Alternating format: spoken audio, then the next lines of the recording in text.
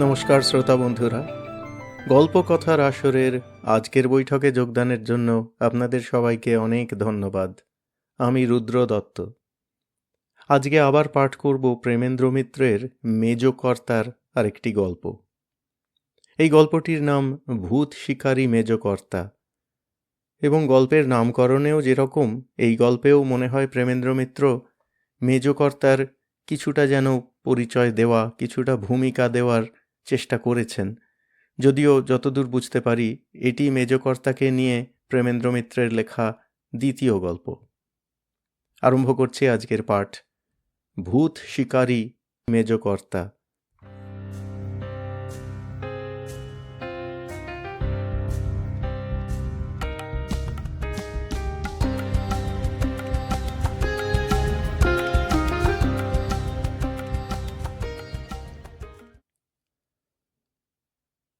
বাইরের উঠোন বাগান পেরিয়ে বাড়িটায় ঢোকাই এক দায়। বাগান মানে তো এখন ঝোপঝাড়, বুনো লতাপাতা আর আগাছার জঙ্গল, আর চারদিকের ধসে পড়া দেওয়ালের নোনা শ্যাওলা ধরা ভাঙাচোরা ইটের টুকরো ছড়ানো উঠোনটা যেন ছোটখাটো ভূমিকম্পের সাক্ষী। রীতিমতো লড়াই করে ঢুকতে হয়েছে বলা যায়। ভাগ্যে গুপ্তিটা সঙ্গে এনেছিলাম। তার ওপরের লাঠির খাপটা খুলে গুপ্তিটা বার করে কাঁটা ঝোপ লতাপাতার জঙ্গল কেটে কেটে দোতলার সিঁড়ি পর্যন্ত এসে পৌঁছেছি। সিঁড়িটা দোতলায় গিয়ে উঠেছে ঠিকই, কিন্তু রেলিং ভাঙা, নোনা আর শ্যাওলা ধরা ধাপগুলোর যা অবস্থা, তাতে উঠতে গেলে আমার ভারেই ধসে পড়বে কিনা কে জানে। সাবধানে বুঝে বুঝে পা ফেলে ওপরে উঠতে উঠতে মনটা কিন্তু খুশি হয়ে উঠছিল। না, বটকেষ্টকে এবার আর বাজে খবর দেওয়ার জন্য বকাবকি করতে হবে না। তার সেবারের সেই মাথায় চন্দ্রবিন্দু মুল্লুকের মতো এবারের সুলুক সন্ধানটাও মিছে হবে না বলেই মনে হচ্ছে। ঠিকানাটার হালচাল যা দেখছি, তাতে যে আশায় আশা, তা এখানে না মিটলে আর মিটবে কোথায়? সব দিক দিয়ে এমন একটা জুৎসই আস্তানা একেবারে বেদখল পড়ে থাকবে, তা হতেই পারে না। কেউ না কেউ মৌরসি পাট্টা নিয়ে জুড়ে বসে আছেন নির্ঘাত, আর যিনি আছেন তিনি আমার মতো শ্বাসে টানা, বুক ধুক ধুক করা খিদে তেষ্টার গোলাম নিশ্চয়ই নন।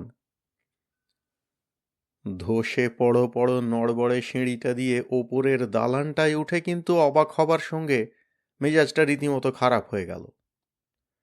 এই যে সাফসুফ সাজানো গুছানো গেরস্থালি বললেই হয়। মালপত্রের চেহারাটা নিতান্ত দুঃখিনী গোছের, কিন্তু গাড়ু, গামছা, ভাঙা তোবড়ানো তোরঙ্গ, থেলো হুঁকো, কলকে, টিকের মালসা আর আগুনে পোড়া মেটে হাঁড়িকুড়ি দেখে তো আমারই মতো এপারের কেউ আস্তানা পেতেছে বলে মনে হয়। ঘরের হদ্দ কেউ নিশ্চয়, নইলে ছুঁচো চামচিকেও যেখানে বাসা বাঁধতে ডরায়, তেমন জায়গায় এসে ডেরা পাতে।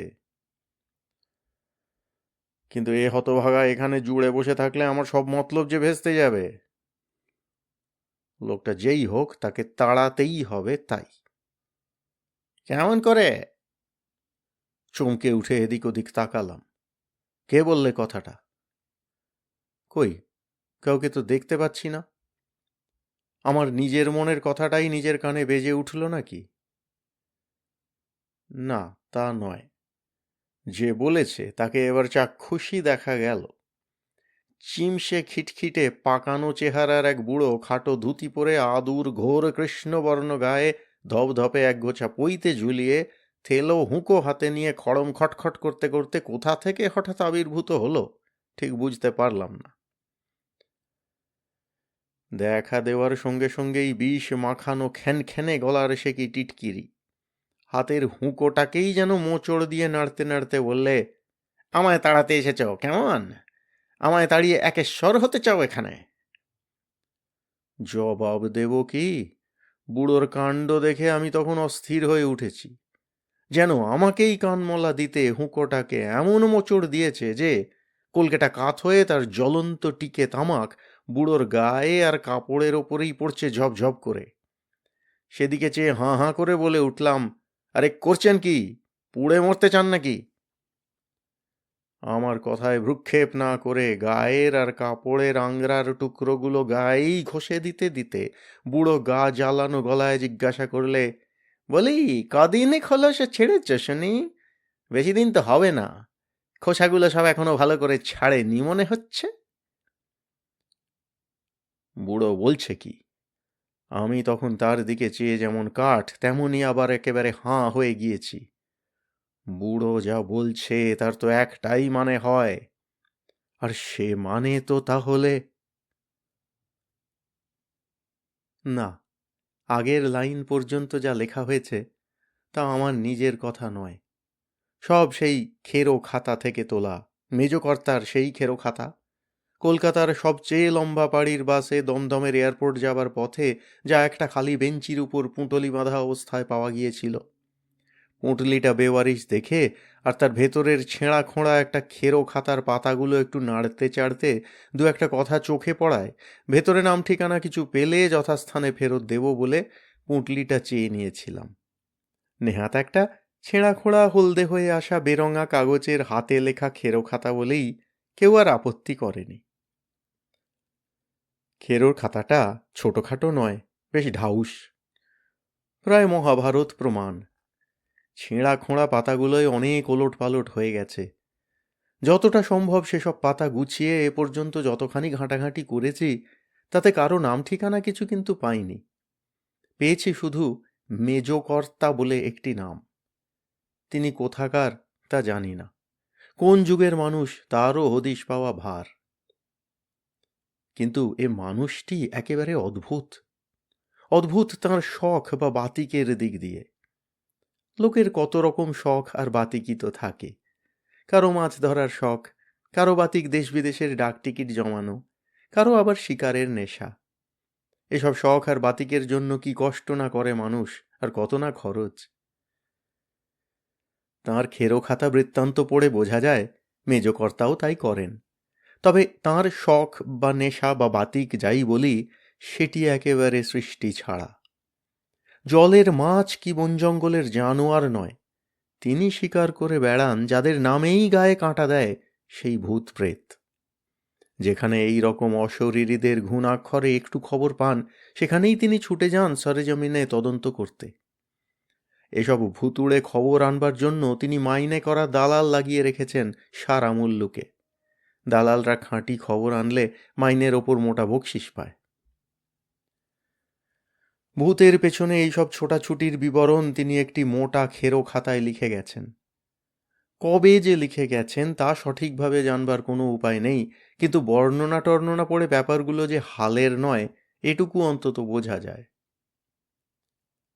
এই খেরো খাতাটি বেওয়ারিশ একটি পুঁটলির মধ্যে লম্বা পাড়ির একটা বাসের বেঞ্চিতে পাওয়ার পর সামান্য একটু নেড়ে চেড়ে দেখবার সময়েই হানাবাড়ি, ভুতুড়ে গাঁ গোছের কয়েকটা কথা পেয়েই আগ্রহ ভরে সেটা নিয়ে এসেছিলাম।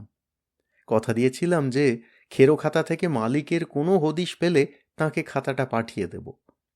সঠিক হদিশ কিছু না পেলেও শুধু মেজকর্তা নামটুকু পেয়ে খেরো খাতার প্রথম একটা বৃত্তান্ত ছাপবার ব্যবস্থা করেছিলাম, আসল মালিক তা দেখে যদি নিজের হারানো খাতা দাবি করতে আসে। দাবিদার কেউ কিন্তু আসেনি। প্রথমের পর দ্বিতীয় বৃত্তান্ত ছাপাবার সময় আগের বারের আশাটা কিন্তু ভয় হয়ে দাঁড়িয়েছে। কেউ সত্যি আসুক তাহার তখন চাইছি না। মনের বাসনাই পূর্ণ হয়েছে, শেষ পর্যন্ত কেউ আর আসেনি। কেউ আর আসবে না বলেই এখন আমার ধারণা খেরো খাতার যিনি মালিক কোনো কিছু দাবি করতে আসার অবস্থাই হয়তো তিনি পার হয়ে গেছেন। তিনিই হয়তো আর নেই। নিজের কৌতূহল মেটাবার সঙ্গে মেজকর্তার স্মৃতির মান রাখতে তাঁর খেরো খাতা থেকে যত দূর সাধ্য তাঁর বিচিত্র সব বিবরণ উদ্ধার করে তাই বার করবার চেষ্টা করে যাচ্ছি। কিন্তু উদ্ধার করা কি সোজা? একে ছেঁড়া খোঁড়া খেরো খাতার পাতাগুলোই সব মজুত আছে কিনা সন্দেহ। যা আছে তাও গিয়েছে ওলট পালট হয়ে। এছাড়া মেজকর্তার লেখার ধারাটাই কেমন খামখেয়ালি। কোথাকার খেই কোথায় গিয়ে যে আবার ধরেছেন তা খুঁজে পাওয়াই দায়। যে বিবরণ দিয়ে এ কাহিনী আরম্ভ করেছি, তাও মাঝপথে অমন আচমকা ছেড়েছি কি পেঁচ কষবার জন্যে? মোটেই না। লেখাটা একটা পাতার শেষ লাইনে ওই পর্যন্তই পৌঁছে থেমেছে। পরের পাতায় তার বাকি অংশটা পড়তে গিয়ে চক্ষু স্থির। পরের পাতাটাই সেখানে নেই। গেল কোথায় সে পাতা? একেবারে হারিয়েই গেছে নাকি? না, মেজকর্তা তাঁর স্বভাব মাফিক এ পাতার খেই এই মহাভারত প্রমাণ পুঁথির তাড়ার আর কোনো পাতায় নিয়ে গিয়ে ছেড়ে বসে আছেন। তা যদি তিনি না করে থাকেন, তাহলে তো মাঝপথে হঠাৎ অন্তর্ধান হওয়া এই বৃত্তান্তের শেষ না জানার যন্ত্রণা সহ্য করাই শক্ত হবে। কি বললে? থেলো হুঁকো হাতে সেই চিমসে বুড়ো। তার কি এমন দারুণ মানে বুঝলেন মেজকর্তা? আর কি হলো তাঁদের সেই মোলাকাতের ফলাফল? এসব কথা কি আর কোনো দিন জানা যাবে না? অস্থির হয়ে তাই খেরো খাতার পাতার পর পাতা তন্ন তন্ন করে খোঁজবার চেষ্টা করেছি। সে চেষ্টা একেবারে বিফল হয়নি। আশাতীতভাবে সে বৃত্তান্তের ধারাটা আর এক জায়গায় খুঁজে পেয়েছি। মাঝখানের কিছু বাদ পড়েছে কিনা বলা শক্ত, তবে আসল খেইটা তাতে একেবারে ছিঁড়ে যায়নি। মেজকর্তা লিখেছেন, সমস্ত শরীরের ভেতরটা শিরশির করে উঠল। এমন ভাগ্য যে হয়েছে তা তো বিশ্বাস করতেই পারছি না। এতদিনে যে সুযোগের স্বপ্নই শুধু দেখেছি, তা সত্যি সত্যি একেবারে হাতের মুঠোয়। হুঁকো হাতে চিমসে বুড়ো যা বলছে তাতে তো একটা কথাই বোঝায়। না, একটা নয়, দুটো। সোনায় সোহাগা ছাড়া কিছু নয়। এখন শুধু একটু সামলে ঘুঁটি নাড়লেই আমি যা চাইছি সেই কিস্তিমাত। বুড়ো নিজেই শুধু ধরা দিয়ে ফেলেনি, আমাকেও তার দলের বলে ধরে নিয়েছে। বেশ একটু বুঝে সুঝে সব চাল চেলে এই ভুলটা যদি জিইয়ে রাখতে পারি, তাহলে আমার প্রেত পুরাণ সারা দুনিয়ায় একেবারে তাক লাগিয়ে দেবে। চিমসে বুড়োর টিটকিরির প্রথম জবাবটা বেশ ভালোই দিলাম। খোসা কি আপনারই সব ছেড়েছে নাকি? দালানের কোণে তার মালপত্র দেখিয়ে বললাম, ওগুলো তাহলে পুষে রেখেছেন কেন? এ জবাব শুনে সে কি খ্যানখ্যানে হাসি চিমসে বুড়োর। হাসতে হাসতে কলকের আগুন আবার গায়ে কাপড়ে ছিটিয়ে পড়ল।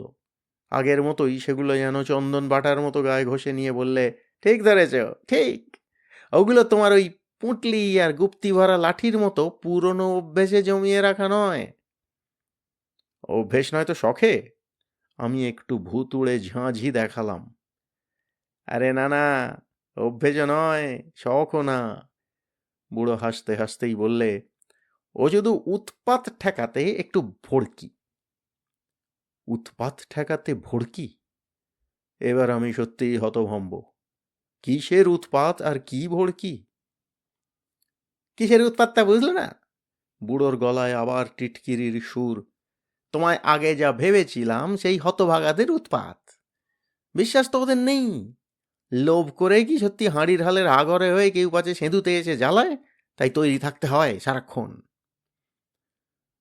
উৎপাত করবার হতভাগা মানে যে মানুষ তা বুঝলাম, কিন্তু ঘরকন্নার মালপত্র দিয়ে তাদের ভড়কি দেওয়াটা কি ব্যাপার? সেই কথাই জানতে চাইলাম। আমার বোকামিতে বুড়ো এবার খুশি। বললে, একেবারে আনকোরা আনাড়ি তো, কিছুই এখন জানো না। ভড়কিটা কিরকম তাহলে শোনো। হতভাগারা একবার সেঁধুলে তো সহজে নড়তে চায় না, তাই তাদের তাড়াবার দাওয়াইটা কড়া করবার জন্য প্রথম মুখ শুদ্ধিটা বেশ মোলায়েম মিষ্টি লাগাবার ওই ভড়কি। হতভাগা যে আসবে, ঘরকন্নার এই ব্যবস্থা দেখে তার মনে একটু ভরসাই হবে নিজের মতো আরেকজনকে সঙ্গী পেয়ে। নিশ্চিন্ত হয়ে তারপর যেই একটু গুছিয়ে বসবার কথা ভাবছে, তখন আচমকা গায়ের ওপর কলকের আগুন ছড়াবার মতো একটি প্যাঁচ। কি তেমন জবরদস্ত দুঁদে কেউ হলে মুন্ডটার ছাল ছাড়ানো এই চেহারা একবার হঠাৎ দেখালি কাম ফতে। এ বাড়ি মুখো তো নয়, এ তল্লাটেও আর কোনো দিন সে পা বাড়াবে না। চিমসে বুড়োর দিকে চেয়ে সমস্ত শরীরটা আপনা থেকে শিউরে উঠে বুকের ভেতরটা যেন হিম হয়ে গেল। বুড়ো তার প্যাঁচ বোঝাতে তার বিকট ফরমাসি চেহারাটাই আমায় তখন দেখাচ্ছে। এক গোছা পইতে ঝোলানো চিমসে পাকানো আবলুসের কাঠির মতো আদুর দেহটির ওপর কোটর বার করা দাঁত চিরকোটানো একটা মড়ার মাথা। বুকের ভেতর থেকে যে চিৎকারটা আপনা থেকে বেরিয়ে আসছিল কোনো রকমে সেটা চেপে মুখটা নির্বিকার রাখতেই তখন গায়ে ঘাম দিচ্ছে। তবু প্রাণপণে ধাক্কাটা সামলে ঠোঁটে একটু বাঁকা হাসি টানবার চেষ্টা করে বললাম, হ্যাঁ, এ প্যাঁচ একেবারে মোক্ষম। কিন্তু মানুষকে তাড়াবার জন্য এত গরজ কেন? মানুষকে ভয়টা কি? কি ভয়? চিমসে বুড়ো এবার চটেই উঠল আমার উপর। খোলস তো সবে ছেড়েছ, দুদিন বাদেই বুঝবে মানুষকে কি ভয় আর কেন। অজাত বেজাত খোলস ছাড়া সকলের সঙ্গে মানিয়ে বনিয়ে থাকতে পারো, কিন্তু মানুষের সঙ্গে কখনো নয়। সঙ্গে থাকবার একটু সুবিধে দিয়েছ কি? কেন, কেমন, কোথায়, সব বৃত্তান্ত খুঁচিয়ে খুঁচিয়ে বার করতে চেয়ে জ্বালিয়ে মারবে একেবারে। কেউ আবার ভূতের ওঝাটাকে আমাদের তাড়াতে। সেই দুদিন বাদে তো নিজেরাই খোলস ছাড়বি, তাও তো ছটপটানি কিসের? সাধে কি ভয় দেখিয়ে ওদের তাড়াতে হয়? একটু থেমে বুড়ো মরার মুন্ডুটা পাল্টে হেসে বললে, যাক, তোমাকে যখন সাথে পেয়েছি তখন আর ভাবনার কিছু নেই। দুজনে মিলে পোড়ো ভিটের এমন সুনাম ছড়াবো যে হাঘরে ঠাঘরে তো ছাড়, গোরা মিলিটারি পর্যন্ত এধার মারাবে না। তোমায় পুরনো নতুন কটা পেঁচ শিখিয়ে দেবো ধীরে সুস্থে। এখন দুদিন একটু জিরিয়ে টিরিয়ে টান কহে নাও। কাঁচা খোলস ছাড়লে প্রথমটা কেমন একটু সব এলানো এলানো মনে হয় কি না? ও হ্যাঁ, এক আস্তানায় থাকবো, সময় অসময়ে দেখা হবে, তা তোমায় একটা কিছু বলে ডাকতে পারলে ভালো হতো না? তোমার পুরনো অভ্যাসের ওই চিহ্ন ধরে গুপ্তি বলে ডাকতে পারি বটে, তুমিও পারো আমায় হুঁকোদা বলতে, কিন্তু তার চেয়ে নাম একটা থাকাই ভালো। কি নাম ছিল খোলস ছাড়বার আগে? নাম? এক মুহূর্ত একটু থতমত খেয়ে বলে দিলাম, নাম বটকেষ্ট। বটকেষ্ট, তা বেশ বেশ। নামটা দুবার আওড়ে যেন খুশি হয়ে বুড়ো বললে, তা বটকেষ্ট করতো কি ওপারে? এই মানে, একটু আমতা আমতা করে বললাম, মুহুরি ছিল এক মুক্তারের। মুক্তারের মুহুরি? বুড়ো রীতিমতো খুশি হয়ে বললে, ভালো ভালো, খুব ভালো। দুনিয়ার ঘোর প্যাঁচ তাহলে সবই জানা আছে। আমারও বড় মন্দ নয়, ছিলেন জমি জমা বাড়ি ঘরের দালাল, নাম ছিল বজহরি। তখন মফস্বলের বোকা জমিদারদের গড়ের মাটি কতবার বিক্রি করে দিয়েছি, বলবো তোমায় সেসব গল্প। তুমি আমায় বজাদা বলেই ডেকো। গড়ের মাঠ বিক্রি করা ধুরন্ধর দালাল ভজাদার কাছ থেকে শুধু দালালির গল্প নয়, আরও অনেক কিছু টেনে বার করে আমার প্রেত পুরাণ ভরে দিতে পারবো আশা ছিল। কিন্তু সে আশায় অমন করে ছাই পড়বে কে জানতো। সব কিছু ভেস্তে দিল শেষ পর্যন্ত শুধু কটা হাঁচি। হ্যাঁ, স্রেফ কটা হাঁচি এত বড় একটা যুগান্তকারী কাণ্ড দিল ভণ্ডুল করে। কি মোলায়েমভাবেই না সব কাজ এগোচ্ছিল। ভজুদার একটু অস্থির চঞ্চল স্বভাব, স্বভাবটার মূলে আছে অবশ্য ভয়। ভজুদার কেবলই ভয় কোথা থেকে কেউ যদি এসে ডেরায় ঢুকে পড়ে। কেউ মানে অবশ্য মানুষ। মানুষজনের আশা ঠেকাতে ভজুদা দিনরাত খাড়া পাহারায় থাকে। ত্রিসীমানায় কাউকে ঘেঁষতে না দেবার জন্যে দিন দুপুরেও এ বাড়ির বাইরে পর্যন্ত ভয় দেখিয়ে ফেরে। এ বাড়ির ধারে কাছে কেউ আসছে আঁচ পেলে আর ভজুদাকে রোখা যায় না। আর কিছু না পারলে নিদেন পক্ষে গোখরো কেউটে সেজেও পায়ের তলায় সরসরিয়ে ঘুরে মানুষটাকে তল্লাট ছাড়া করে আসবে।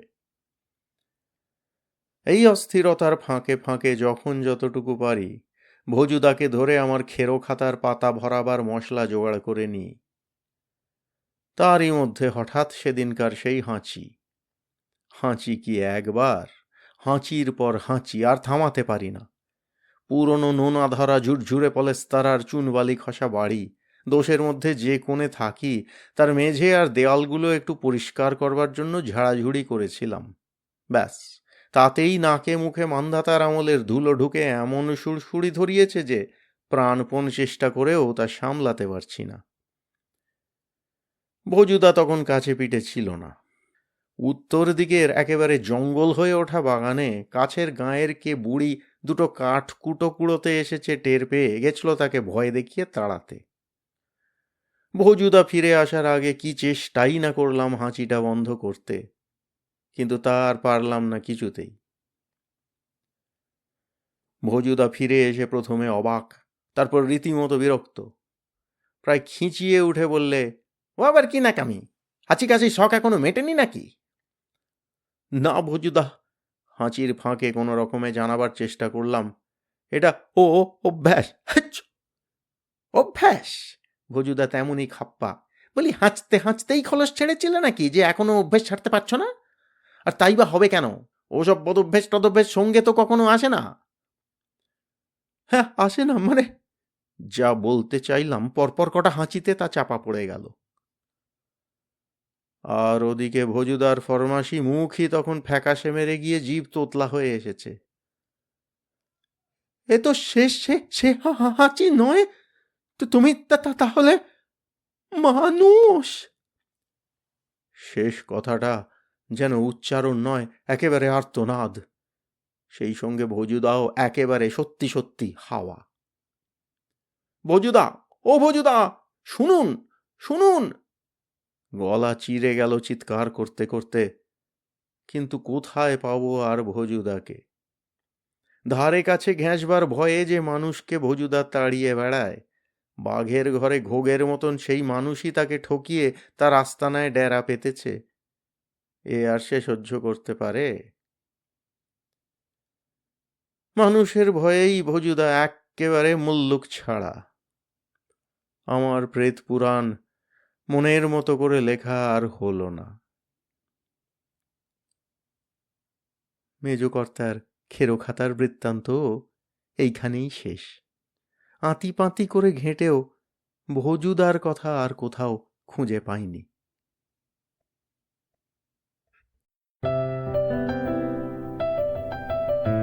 আপনাদের মতামত আমাদের জানাতে ভুলবেন না কিন্তু শ্রোতা বন্ধুরা।